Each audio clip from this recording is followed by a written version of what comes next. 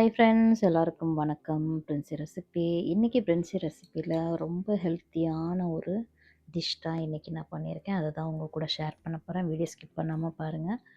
Video பிடிச்சிருந்தா ஒரு like பண்ணுங்கள், ஷேர் பண்ணுங்கள், சப்ஸ்கிரைப் பண்ண மறக்காதீங்க, ஹைப் பண்ணவும் மறக்காதீங்க. வாங்க வீடியோக்குள்ளே போகலாம். இது ஹரா சன்னான்னு சொல்லுவாங்க, நம்ம க்ரீன் சன்னான்னு சொல்லுவோம்.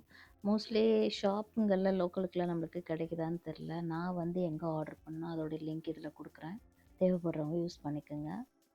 அதே மாதிரி இதில் ஏன் நிறைய ப்ரோட்டீன் இருக்குது, சுகரை குறைக்கும், வெயிட் லாஸ்க்கு ரொம்ப நல்லதுன்னு சொல்கிறேன்னா, இதை அதிகமாக யூஸ் பண்ணுற இடங்கள்னு பார்த்தீங்கன்னா ஹரியானா, அதே மாதிரி ராஜஸ்தான், கர்நாடகா, அந்த இடத்துங்கள்லாம் அதிகமாக இது பண்ணுவாங்க. அவங்களுக்கு ரொம்ப சீசனிங் டைமில் ரொம்ப அதிகமாக கிடைக்கும் வேறு.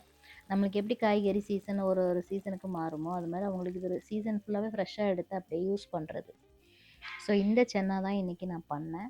பட் நான் பண்ணும்போது இல்லை மசாலா ரொம்ப குறைச்சிருந்தேன், கம்மி பண்ணி க்ரீன் சில்லியும் கரம் மசாலா மட்டும்தான் நான் இதில் யூஸ் பண்ணியிருக்கேன், வேறு எதுவும் யூஸ் பண்ணல. ஸோ இதே மெத்தடில் பண்ணேன், இதே மெத்தடில் பண்ணுங்கள். இல்லை உங்களுக்கு தெரிஞ்ச மெத்தடில் நீங்கள் பண்ணுறீங்கன்னு சொல்லும்போது மசாலா அதிகமாக போடும்போது அந்த க்ரீனிஷ் அங்கே குறைஞ்சிரும். ஸோ அதனால் மசாலா ரொம்ப லெஸ் பண்ணிவிட்டு பண்ணிங்கன்னா ரொம்ப நல்லா வரும். இது ரொம்ப டேஸ்ட்டு வேறு லெவலில் இருக்கும். இந்த ப்ரோட்டீன் இருக்கிறதுனால டேஸ்ட் இல்லைன்னு இல்லை, நிறைய ப்ரோட்டீன் எந்த அளவுக்கு இருக்கோ அந்த அளவுக்கு இது பண்ணி சாப்பிட்டு பாருங்கள். அதுக்கப்புறம் நமக்கு நார்மல் சென்னாவே பிடிக்காது, அந்த அளவுக்கு இது டேஸ்ட்டு வேறு மாதிரி இருக்கும். ஸோ வாங்க, இது ஃபஸ்ட்டு நான் என்ன பண்ணிட்டேன்னா, கடாய் வச்சுட்டு 2 பொட்டேட்டோ பாயில் பண்ணி உரிச்சிட்டு அதை ஆயிலில் ஃப்ரை பண்ணி தனியாக எடுத்துக்கிட்டேன். அதே மாதிரி ஒரு வெங்காயம், நல்ல பெருசு வெங்காயம் எடுத்துட்டு அதை நல்லா நீட்டாக அரிஞ்சிட்டு அதையும் இன்னொரு சைடில் குக்கரை வச்சுட்டு ஜீரகம், அதே மாதிரி வெங்காயம் அதெல்லாம் போட்டு வதக்கிட்டு இருக்கும்போது கொஞ்சம் சால்ட் ஆட் பண்ணிட்டேன். சால்ட் ஆட் பண்ணிவிட்டு அதுக்கப்புறம் கொஞ்சம் ஒரு பொன் நிறம்னு சொல்லுவாங்களா, அந்த நிறம் வரும்போது நம்ம கரெக்டாக தக்காளி போடலாம். அதுக்கு முன்னாடி நம்ம அரைச்சி பேஸ்ட் இருக்குது, தக்காளி போடுறதுக்கு முன்னாடி அந்த பேஸ்ட்டை போட்டுடலாம்.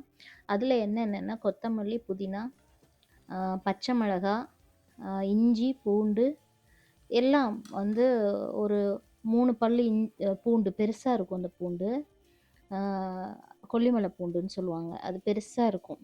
ஸோ அது ஒரு 4 பீஸ் எடுத்துட்டேன். இஞ்சி ஒரு 2, ஒரு பத்தை அந்த மாதிரி எடுத்துட்டேன். ஸோ இது எல்லாமே பேஸ்ட் பண்ண அதில் கொஞ்சம் ஒரு 5 கேஷ்யூ நட்டையும் போட்டு இந்த பேஸ்ட்டை நான் ரெடி பண்ணிட்டேன். ரெடி பண்ணிட்டு இந்த வெங்காயம் வதங்கிட்டு இருக்க வெங்காயத்தில் இந்த பேஸ்ட்டை போட்டுட்டு தக்காளி போட்டதுக்கப்புறம் மிக்சியை கொஞ்சம் நல்லா இது பண்ணி அந்த தண்ணியை இதில் விட்டு கொஞ்சம் மூடி வைக்கணும். வேறு மசாலா இதில் எதுவும் கிடையாதுன்னு சொன்னேன் இல்லையா, க்ரீன் சில்லி போட்டிருக்கிறதுனால அந்த மசாலாவும் நம்ம வீட்டில் ப்ரிப்பேர் பண்ண கரம் மசாலா, நான் ஆல்ரெடி கரம் மசாலா வீடியோ நம்ம சேனலில் இருக்குது, அதோடைய லிங்க்கும் நான் இதில் கொடுக்குறேன், எப்படி பண்ணுறதுன்னு பாருங்கள். ஸோ நான் மோஸ்ட்லி வீட்டில் தான் யூஸ் பண்ணுறது மசாலா ஐட்டங்கள். ரொம்ப முடியாத டைமுங்களில் ஒரு எமர்ஜென்சி வீட்டில் மசாலா இல்லை அப்படின்னு சொல்கிற ஒரு சுச்சுவேஷன் இருந்தால் மட்டும்தான் கடையில் வாங்குவேன். ஸோ அந்த மசாலா எப்படி நம்ம பண்ணியிருக்கோம்னு சொல்கிற லிங்க்கும் இந்த வீடியோவுக்கு கீழே கொடுக்குறேன், பாருங்கள். அதுக்கப்புறம் ஊற வச்சு சென்னா டைரெக்டாக இந்த வதக்குறோம் இல்லையா, இந்த மசாலாவில் நம்ம அதில் போட வேண்டியது தான். போட்டுட்டு கொஞ்சம் சென்னா எடுத்து நம்ம மிக்சியில் பேஸ்ட் பண்ணிடணும். நம்ம எப்படி இதுக்கு முன்னாடி இந்த சோளாபூரி வீடியோவுக்கு பண்ணியிருந்தோம், அதே சேம் மெத்தடு தான். பட் இதில் மசாலாலாம் சேஞ்ச் ஆகும், அதில் வேறு மசாலா. பட் இது எப்படின்னா அந்த சென்னாவை நல்லா பேஸ்ட் பண்ணிவிட்டு நல்லா கொதித்து நல்லா இதுவாகிட்டு இருக்கும்போது இந்த பேஸ்ட், அரைச்ச பேஸ்ட் நம்ம அதில் ஆட் பண்ணோன்னே என்ன ஆகும்னா திக்னஸ் கொடுத்துரும்.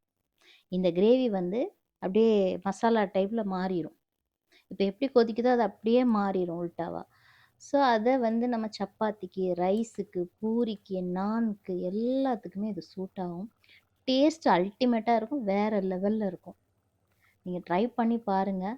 ஸோ நான் அந்த சென்னாவுடைய லிங்க்கு, நான் இதில் என்னென்ன யூஸ் பண்ணணும் அதோடைய லிங்க்கும் இதில் கொடுக்குறேன், தேவைப்படுறவங்க கண்டிப்பாக யூஸ் பண்ணிக்கோங்க. அண்டு நான் ஸ்கூலுக்கு இன்றைக்கி பசங்களுக்கு பண்ணேன், அது இல்லாமல் வெயிட் லாஸ்க்கும் இது ரொம்ப நல்லாயிருக்கும் இந்த சென்னா. ஸோ அதனால் நான் வாங்கி எப்படியும் ஒரு 2 வீக்ஸ் ஆகிருக்கும் இந்த சென்னா. நடுவில் ஏதோ ஒரு இதுக்கு தான் வாங்கினேன், அதில் கொஞ்சம் இருந்தது, பார்த்துட்டு நைட்டே ஊற வச்சுருங்க, காத்தால எழுந்திரிச்சி இதே மெத்தடில் பண்ணி பாருங்கள். டேஸ்ட் அல்டிமேட்டாக இருக்குங்க சென்னா கிரேவி. மோஸ்ட்லி சென்னா பிடிக்கும்னு நினைக்கிறவங்க இதை கண்டிப்பாக ட்ரை பண்ணுங்கள். அதே மாதிரி நான் பசங்களுக்கு சப்பாத்தி பண்ணியிருந்தேன்.